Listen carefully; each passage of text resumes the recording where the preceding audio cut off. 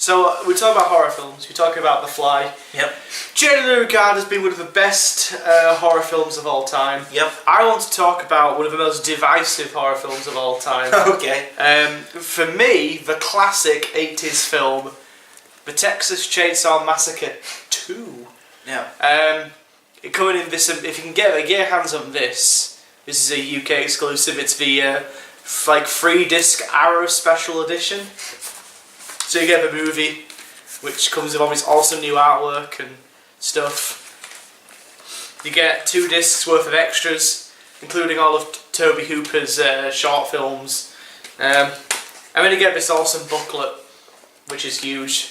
It looks at the making of the film. It has like commentaries and critical reviews of the film, while also a overview of the remaining beloved Texas Chainsaw Massacre sequels, which is quite a fun read.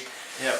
So for people, this is either one of the best horror films of the 80s or one of the worst. Yeah. Depending on where you're coming from. I think it's one of the best. Yeah. So the original one needs no introduction. Yeah. The original one is, in my eyes, one of 3 true horror films that changed the nature of the game. Yeah. Definitely the first modern horror film where a lot of the tropes that we're familiar with came from. So, teenagers going out, all get massacred by this family of cannibals. Yes. It changed the game, basically. In terms of the way it was shot, it's highly realistic, has almost a documentary feel to it. You almost feel like these could be real murders. It's highly influenced by what was going on in the 70s with the oil crisis and Charles Manson. Yeah. So privileged teenagers go out to the countryside to have a break, and then they get murdered. They're all hippies as well, so it's also commentary on the depth of the hippie dream. Yep. Following Altamont and events like that. So the film is critically and commercially probably the most important horror film of all time, bar Psycho.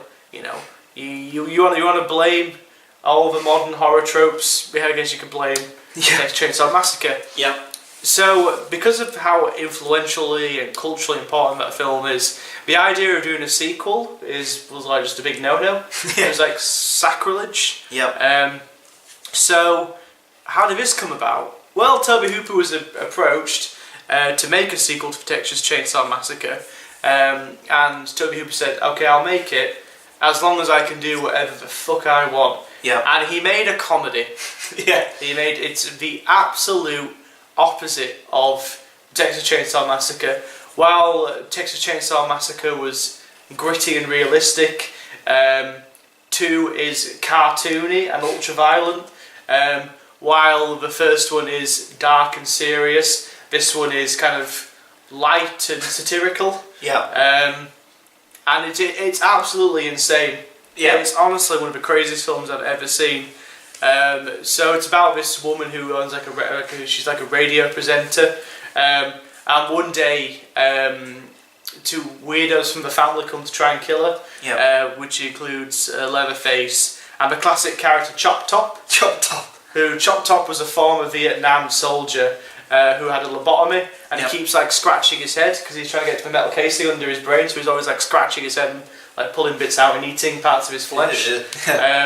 And the family are now a highly successful business. In the original film, they just hunt people down, turn into cannibals and eat them for themselves, and they have that really disturbing family dinner.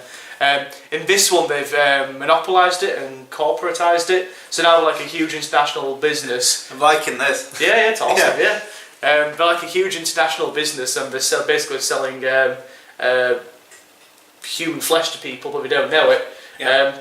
And we also win all the local chili cookouts. And it's like, the secret's in the meat. But obviously they're all eating like human flesh. I mean, this woman ends up getting caught up in the insane world of Leatherface, who is now growing up, he's now getting sexual attractions. There's a really weird scene where Leatherface is trying to kill the woman, the main character, but he gets sexually turned on. He wants to try and fuck her with a chainsaw. That's a really weird scene.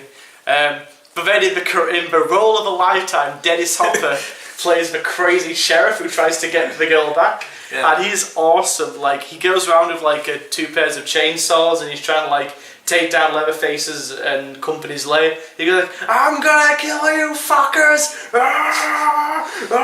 He does that for like the last half hour. Yeah. And then there's the epic fight between Leatherface and Dennis Hopper, which is just awesome. So they're kind of like chainsaw dueling.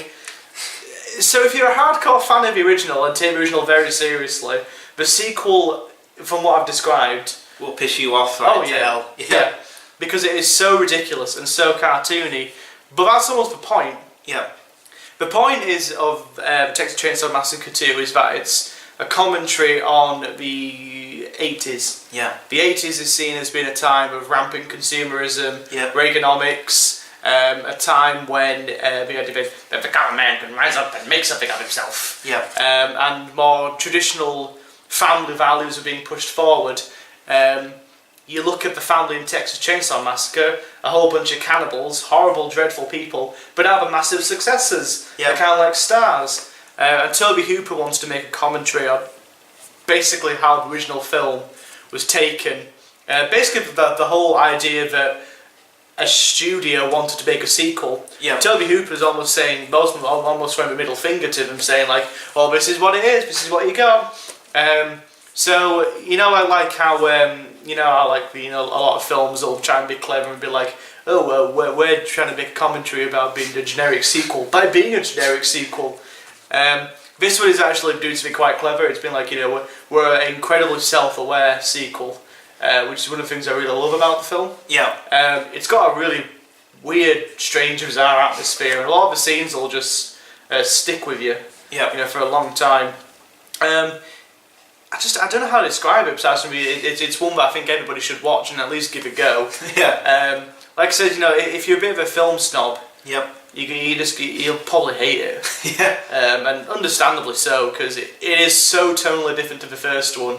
But at the same time, I said I like what it's doing. I like how with the first one, it is a commentary on what was going on in the early 70s and how dark and depressing America was. Yeah. And I think to do another one like that would almost deface the sequel, the original. Yeah. So with the sequel, they just had to do something completely different. That's it. I love the central concept. I just think it's really clever how these horrible cannibals are now like huge successes, which again is kind of like what was going on in the 80s, where people made like cutthroat decisions and businessmen would stab people in the back to get like yuppies would stab in the back. In fact, the first scene of the film is of Leatherface and the family killing some yuppies, which is a really fun scene. It's almost got the same atmosphere as American Psycho. Oh yeah. Only it's better. It's a much sharper film. It's a much cleverer film, and I think a lot of people give it credit for. So in that regard, I think it's a really worthy sequel to the Texas Chainsaw Massacre, and it's definitely better than any of the ones that followed it. It's littered with just great moments, great lines. It's a clever film. Tobe Hooper's a fine filmmaker, I think. Yep. Dennis Hopper goes around dressed up as a sheriff, and he's got dual chainsaws. Yep. So if you're into that kind of thing, it's pretty awesome. Yep. And it's overacted to hell, which is also fun. It's bright, it's colourful, and it's cartoony, and so if you love the original, then I honestly would say check it out, because I think it's almost as good as the original, but in its own kind of unique way. Yeah. Will you want to watch Texas Chainsaw Massacre 2? Would I get it without watching the first one? You need to. Have you not seen the original? No. Oh my god. Yeah. Well, you need to watch the original.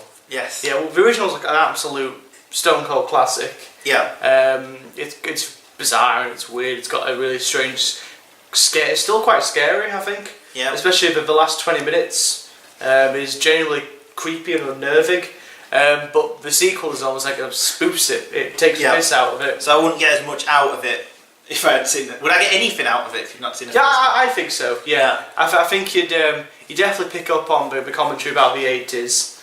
And I think you'd get I think you'd enjoy the film. Yeah. But it's more fun if you've seen the original, because you know how it's kind of playing on the expectations and trying to throw people off. Yep. It's anarchic filmmaking. Yep. And I'm just shocked that a major studio bankrolled it. Yep. So actually, it came out to very mixed reviews, mixed to negative. But as years have gone by, time has gone by, and various other Texas Chainsaw Massacre sequels have come out of lowering degrees of quality have come out. This one holds up, and I think people have started to reassess it. Just by the fact that it's on like on a fucking like 3-disc special edition Arrow Blu-ray set. I think it's proof of the pudding. Yeah. But you know, normally these kind of treatments are reserved for really respected worthy films. So yeah. Well, what's it called? Oh yeah, it's fancy. Dennis Hopper plays Lieutenant Lefty Enright, who's hell-bent on the murder of his... I would say, the kind of guy, Dennis Hopper, is trying to avenge the murder of like his nephew who was killed in the original film. Yeah. Which again, that's kind of like a play on sequel tropes. It's like, it's the brother of somebody or it's the sister of somebody come to avenge him. Like in all the Disney sequels, like all the villains are like, you know, sisters or brothers of the villains of original films. So yeah, absolutely check out Texas Chainsaw Massacre 2. And if you can get your hands on this edition, which I'm holding in my hands, which I think was... that one. Yeah, I think it was only limited to like, you know, a few copies. Also, just look at that poster. Oh my god. How cool is that? Show it to the camera, man. So that was the film's teaser poster, which is obviously a spoof of The Breakfast Club, which I also mentioned in the last review as well, which is kind of weird. So that sets up exactly what the film is going to be about. Yeah. It sets up the tone perfectly that this is unexpected sequel. So yeah, so this is of like this is I think because only 20,000 copies were made, so I got like the 1,120th. So if you can get your hands on this, which I think is still available on Amazon, I would suggest it because the transfer looks amazing. And the booklet itself is really fun. It's got lots of great critical essays about the sequel and what it's talking about and the commentary on the film. And then the article about the sequels to Texas Chainsaw Massacre and what becomes of this beloved series is just hilarious because the sequels just sound horrible. Well, I know there's one there's a remake with Matthew McConaughey. Oh yeah. Well, apparently, out of all, you know, like in that kind of line of 80 sequels where New Line Cinema just kept on releasing sequels to Halloween, Texas Chainsaw Massacre, and Nightmare on Elm Street, Friday the 13th, apparently Texas Chainsaw Massacre is the worst service to them all. Really? Yes. Jesus. And they probably have the most critically acclaimed original film. Yeah.